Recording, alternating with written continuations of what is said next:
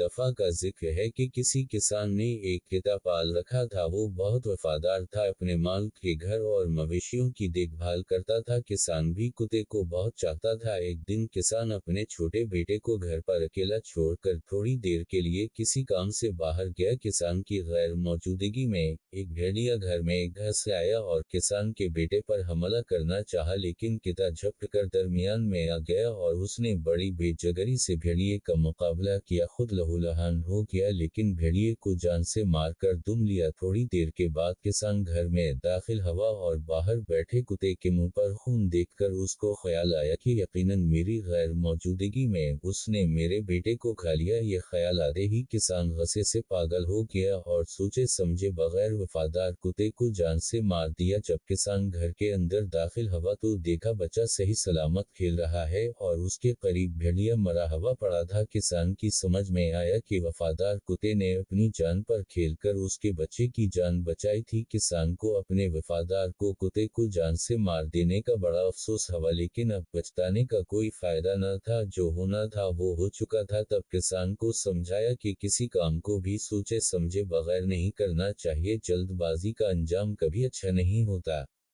Video अच्छी लगी हो तो लाइक कर दें और मज़ीद उस तरह की अच्छी वीडियोस देखने के लिए हमारे चैनल को सब्सक्राइब करें ताकि हमारी आने वाली वीडियो का नोटिफिकेशन बर वक्त आपको मिल जाए।